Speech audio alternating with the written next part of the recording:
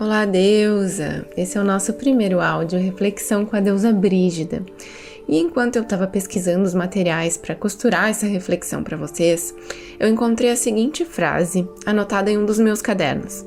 Essa frase foi a Helene Luiz que falou, ela é uma professora minha, com quem eu estudo Maria Madalena, e eu senti de abrir a nossa reflexão de hoje com ela. Então vão aí as palavras da Helene para vocês. A chama que ilumina a escuridão nos abre a possibilidade de ver além do que vemos. Bom, no mito de Brígida, a luz emanada em seu nascimento é tão forte que parece com um segundo sol atravessando a escuridão do céu. Quando eu contei essa passagem para vocês no áudio de segunda-feira, eu perguntei se vocês lembravam de outro ser que tinha uma história de nascimento parecida com essa. Eu achei uma sincronicidade linda que a deusa Brígida tenha vindo fazer parte do nosso mês de dezembro, que é o mês em que é celebrado o nascimento de Jesus, esse cara que teve a sua chegada na Terra anunciada por uma estrela brilhante que iluminou o céu noturno. Muito parecida com a história de deusa Brígida. A de Brígida é anterior à história de Jesus e anterior a essa ainda nós temos outras. Mas vamos ficar aqui hoje com a história de Brígida e a história de Jesus, nesses nascimentos onde onde uma luz muito forte emana e resplandece no céu. No caso de Brígida, as pessoas leem aquilo como se fosse um segundo sol. E no caso de Jesus, é a estrela de Belém que guia, então, os reis magos, até Belém.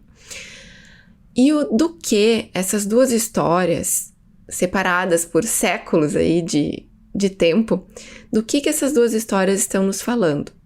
Do brilho, da luz, do fogo que todas as pessoas carregam dentro de si.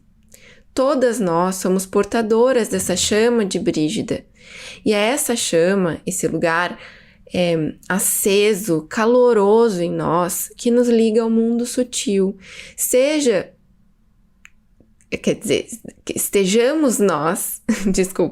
Estejamos nós falando desse mundo sutil dentro de nós mesmas, o nosso interior, ou esse mundo sutil de algo que é maior que nós. É desse lugar sutil, aceso, caloroso, brilhante, que nós acessamos a nossa verdade e também aquelas soluções, ideias, caminhos que parecem quase mágicos, sabem? Que parecem ter vindo de um outro lugar, que não é o lugar do racional, do lógico, que não é o lugar do pensar incessante. É dessa interioridade luminosa que a gente acessa aquele encontrei a solução, aquela ideia inspirada que parece que alguém plantou na nossa mente, dentro de nós, que não surge através da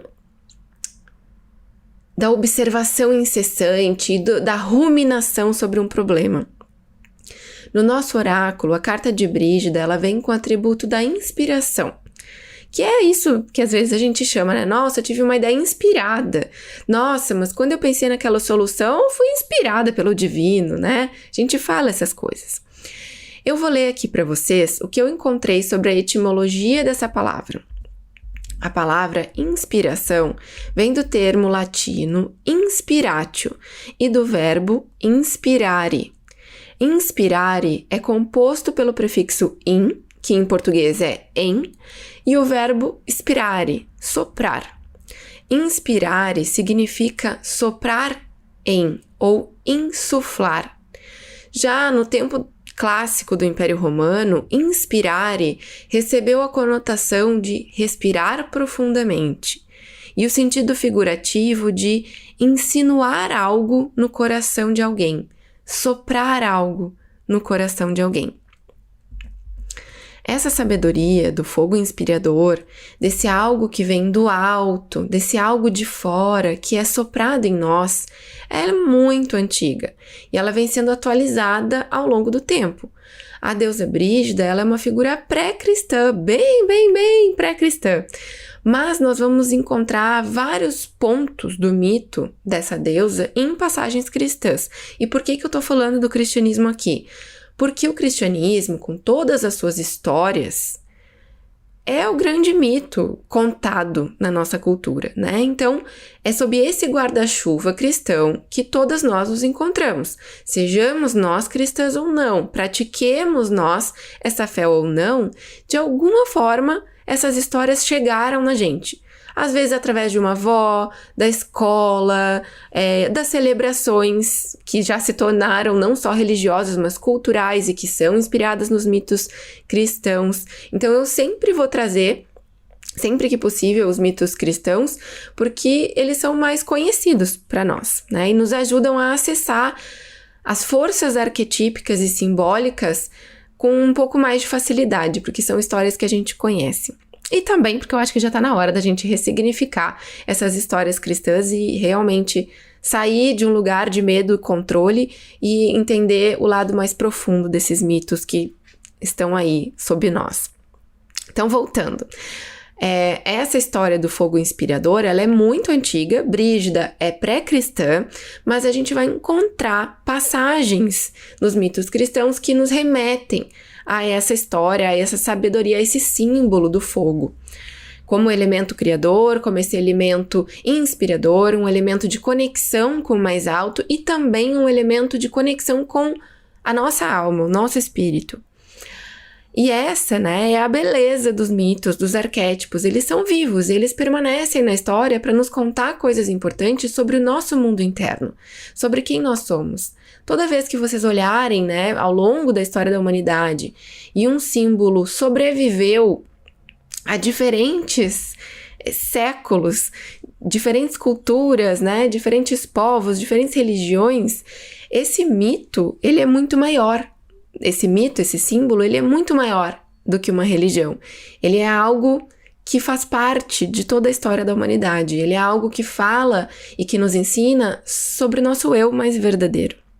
Então, os celtas descrevem Brígida dizendo que do topo da sua cabeça saíam chamas e que essas chamas a ligavam aos céus, ao mais alto, ao sol, formavam uma coluna que ligava essa deusa ao mais alto.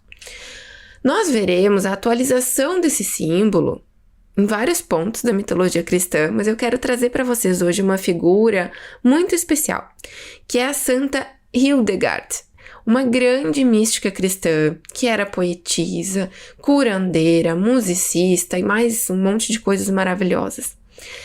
Vocês lembram que Brígida trazia também essas qualidades em si, né? Da poesia, das curas, da medicina, a gente vai ver isso em Hildegard.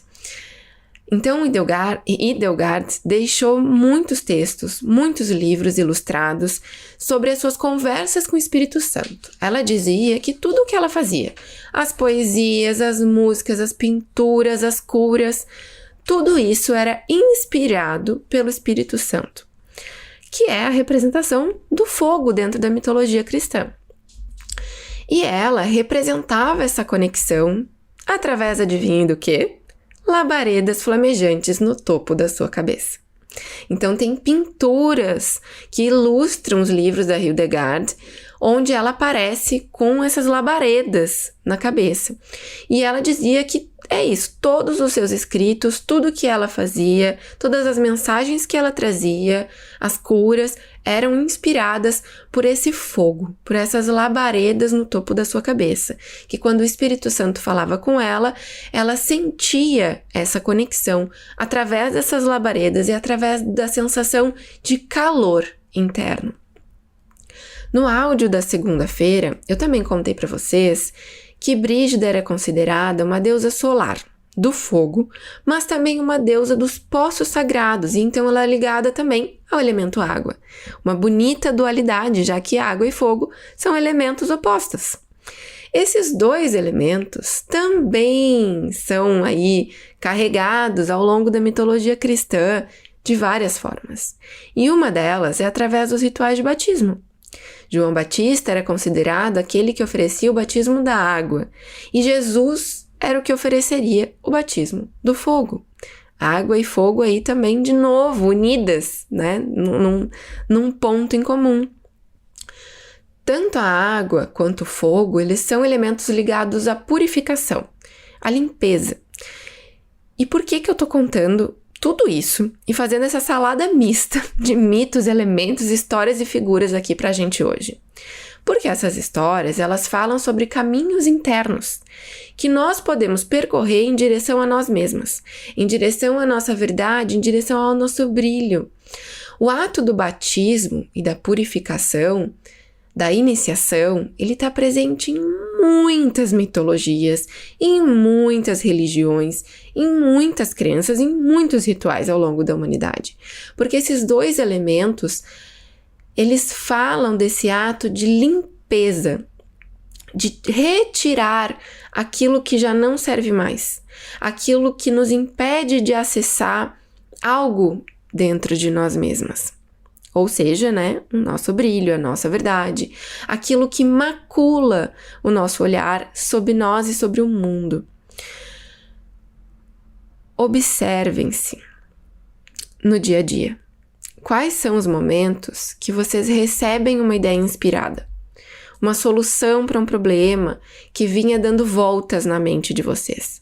O vislumbre de um novo caminho, uma nova direção. Certamente não nos momentos de agitação mental, de dúvida, de estresse. Não nos momentos em que tu tá mergulhada num fazer incessante, repetindo automaticamente as ações do dia a dia. As inspirações, elas chegam para nós em momentos de silêncio e de contemplação.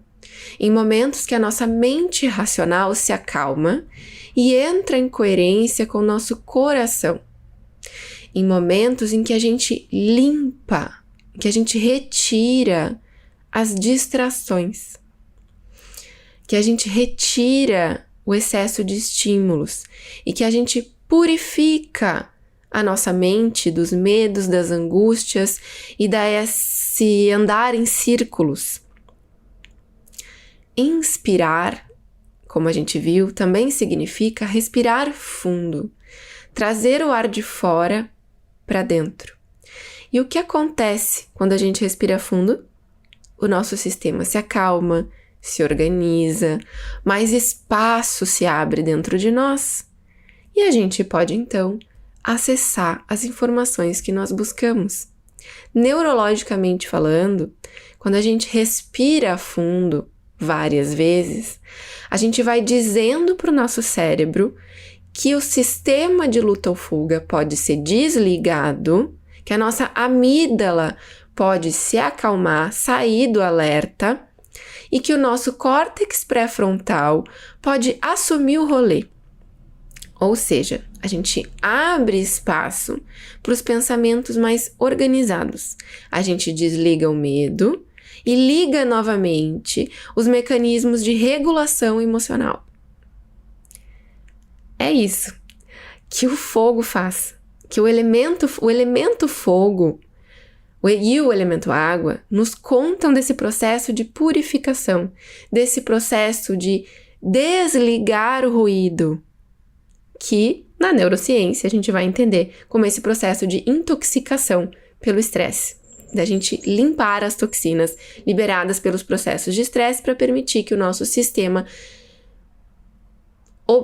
absorva e lide melhor com as informações. A história do nascimento de Brígida, de Jesus e de tantos outros mitos solares conta a história do nascimento de todos nós. Todas nós nascemos com esse brilho, com essa chama, essa conexão com algo maior. Deus, o universo, o espírito, a alma. Todas nós temos essa capacidade de, como Brígida, como Hildegard, como Jesus, como João Batista, como tantos outros seres inspiradores e inspirados, todas nós temos essa capacidade de sermos inspiradas a criar e a manifestar infinitas coisas na nossa própria vida. Poesia, música, arte, curas, ferramentas, soluções, caminhos e brilho, luz, para enxergar no escuro. A diferença entre nós e elas, Brígida e Hildegard, elas ofereciam espaço e alimento para essa chama interna. Elas reconheciam e valorizavam o fogo em si mesmas. Elas reconheciam esse espaço luminoso como algo verdadeiro, como algo presente e disponível.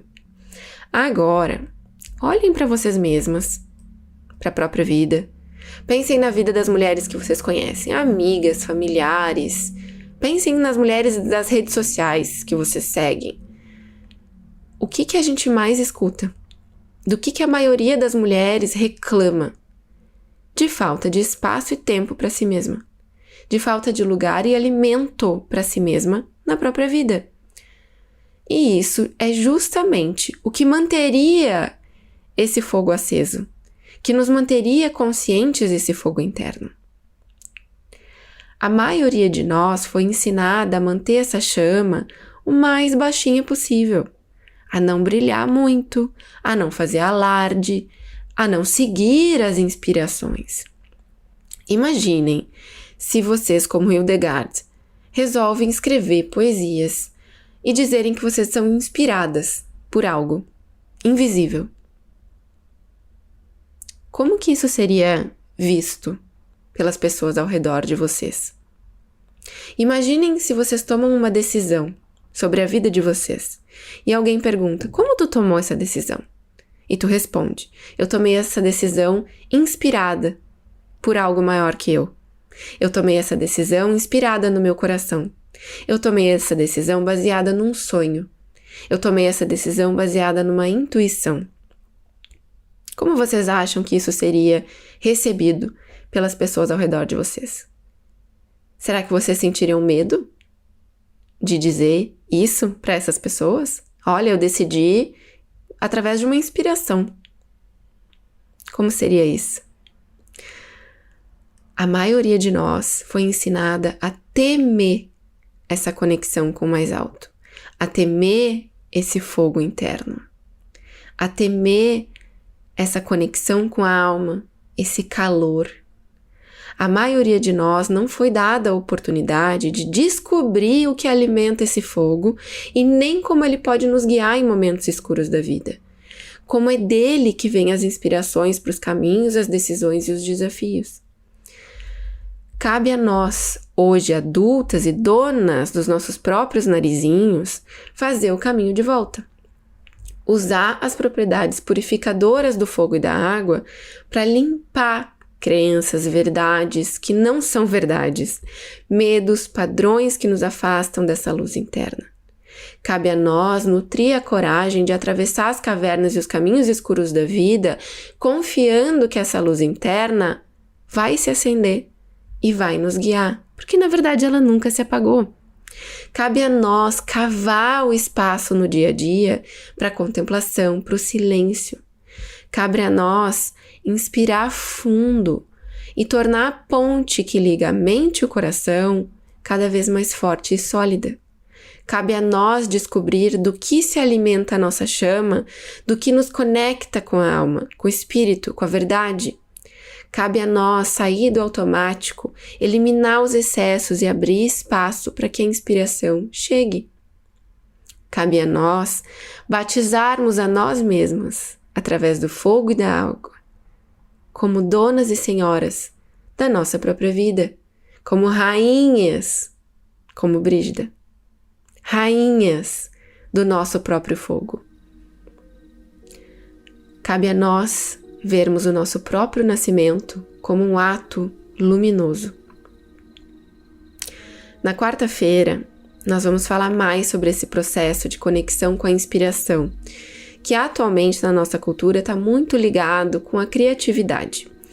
Por enquanto, por hoje, para fechar o nosso áudio de hoje, eu te convido a marcar um compromisso contigo mesma na tua agenda.